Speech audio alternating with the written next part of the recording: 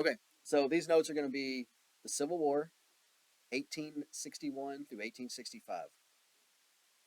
So one of the first things you need to know is that people in this time period often thought more of themselves as members of a state than of the country, that their state's problems and needs were more important than the country as a whole. All right, so we know Lincoln's elected in 1860, and the South slowly starts seceding, South Carolina being the first one, and they're going to form a new government called the Confederate States of America. We've heard that word Confederate or Confederacy before. We heard that when we talked about the Articles of Confederation.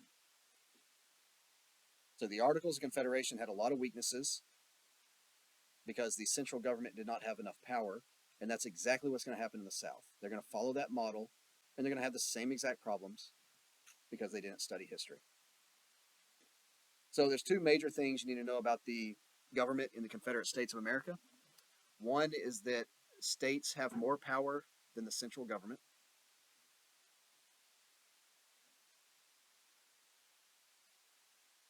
And two, slavery is protected by their Constitution.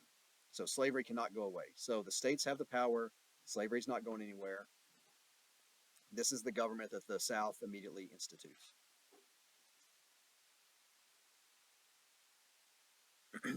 Now, while they did have a weak central government, they did have a president. Their president was Jefferson Davis. He was a famous politician at the time. So Davis is the president, and the most important general is a guy named Robert E. Lee. Now, what's interesting is both of these guys were against secession. They did not want the South to leave and be part of the Confederacy, or at least their states. But because their states left, they went with them. So for Jefferson Davis, when Mississippi left the Union, he was like, oh, that was a terrible idea, but I'm going with you. If you're leaving, then I'm leaving. For Robert E. Lee, when Virginia left, he was like, oh, unconstitutional, terrible idea, but if Virginia's going to fight, I'm going to fight alongside of them.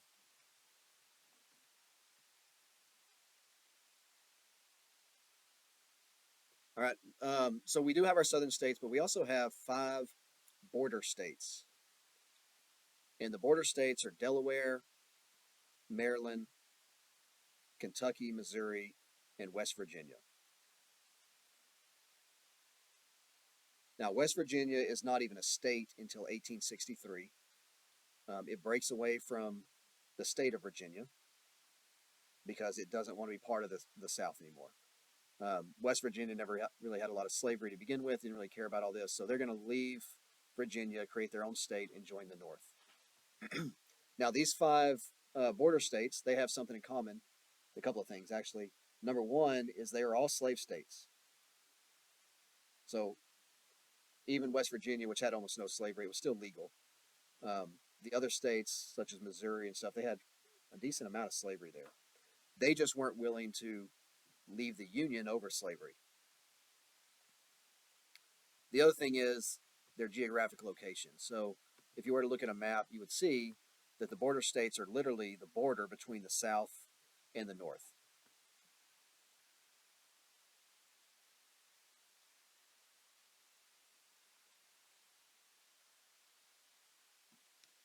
All right, also fighting this war, we're going to have irregulars or guerrilla forces. So irregular meaning that they're not part of the regular army.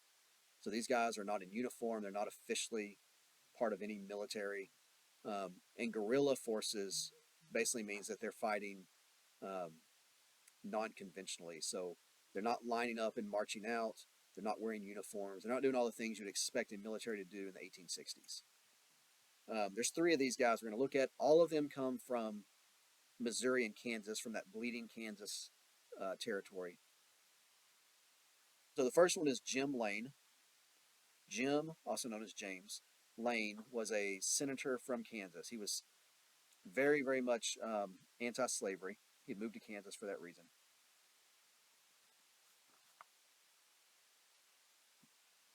one of the things he's most famous for is he actually burned down a town in Missouri, and he killed 9 people in doing so.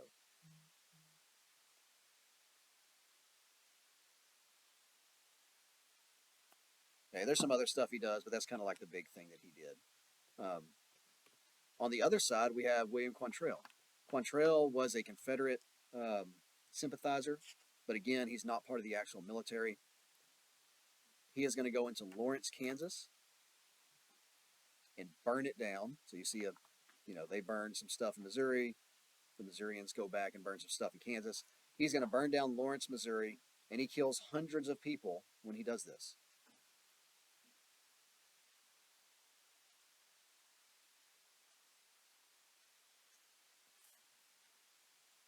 All right. Interesting guy. Had a whole lot of stuff going on there. Um, we're not going to really talk about him in detail. Just kind of know that he existed and that he did this attack on Lawrence. Another guy in the same time period, also on the south side, was a guy named Bloody Bill Anderson. His mom named him William, but he didn't like that name, I guess. So he went Bloody Bill. And among the many brutalities that he committed, atrocities he committed, um, him and his men captured 23 Union soldiers in Missouri and killed and mutilated and scalped all 23.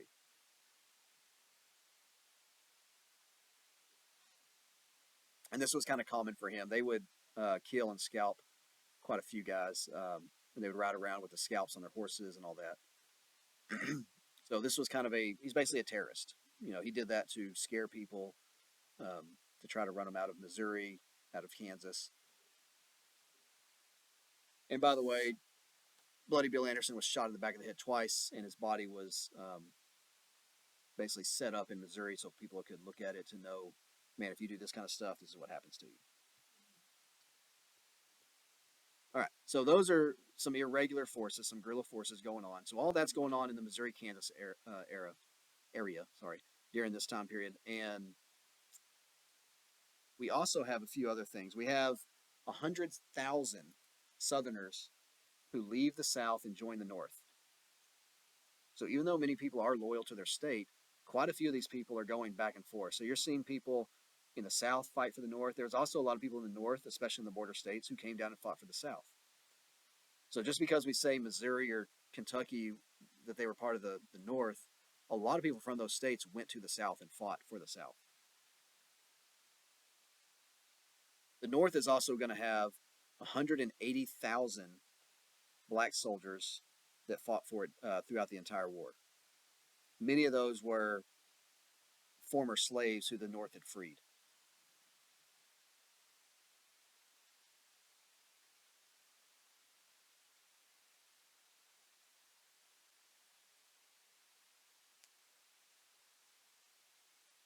All right, and then we also have Indians. So in Oklahoma, we had Native Americans, many of whom just been forced off that land about 30 years ago during the Indian Removal Acts and all that. The Cherokee, the Choctaw, the Chickasaw. Most of these groups are going to join with the South. They do so for two reasons. One is that many of them had slaves, specifically the Cherokee. And probably the biggest reason was the Republicans were really into giving Western lands out to white people. So they were really trying to do the whole manifest destiny thing. They're trying to get land away from the Indians, have more white people settle in these areas. Okay, and so all this is going on, and in this time period, none of this is popular. The North is not exactly like die hard looking for this war. We're going to have lots of protests, lots of riots in the North, and especially in the border states, but even in New York and other places, where people don't want to fight this war. Okay, and now on the surface, this war should have been over pretty quickly because you have the North, which has twice as many people. They basically get all the immigrants coming in, and they have almost all the factories, the railroads, all that kind of stuff. Whereas the South doesn't have much of anything except for most of the generals, most of the good leadership in the military. They're from the South, and so they're going to go back and fight for the South. So the South had most of the good leaders, while the North had all the good resources. Okay, in fact, the leadership in the North was so poor that Lincoln's going to go through multiple generals trying to get somebody who can run his army the way he wants it before he finally settles on Ulysses S. Grant, who we'll talk about later. But we have several years where he's just going back and forth choosing different people. So it's kind of a mess on the North side. Now, the North has a goal, and that goal is not to end slavery. The goal is reunification. It's bringing the South back into the North, back into the Union as one.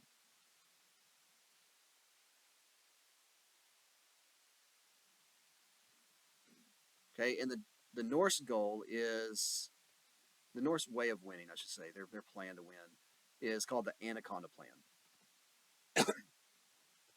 Okay, Winfield Scott, a general, you don't need to know his name, but Scott creates this plan where basically these ships are going to go in blockade all over here in the Gulf, and they're going to have soldiers marching down through here and kind of cutting everything off. And so no imports, no exports going in or out. And the South will slowly starve and wither away, and eventually they will just give up. All right, there's a couple of problems with that. One is that's just going to take a long time. This war is already unpopular. Okay, so you're really drawing it out. And two, now you're trying to control a vast amount of territory for a long period of time. It's going to be a problem.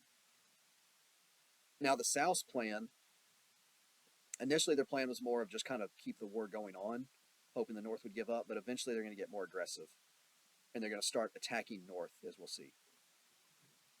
And the plan is not necessarily to take over the North and hold territory. It's just to cause enough damage and cause enough fear that the North just quits.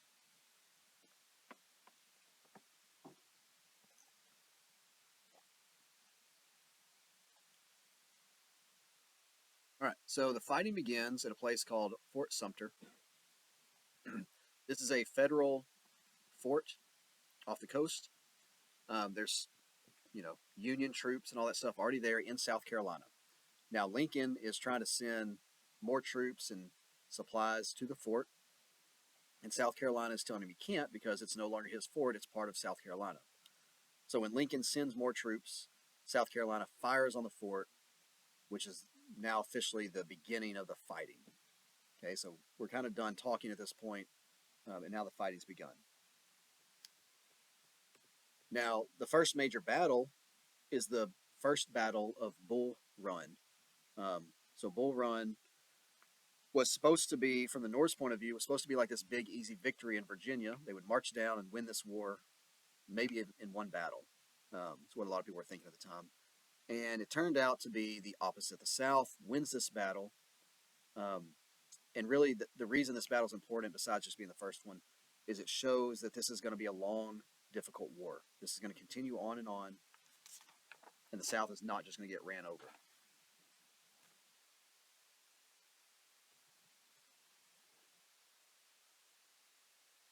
All right, we'll stop there. I will start another video going through some of the major battles throughout the war.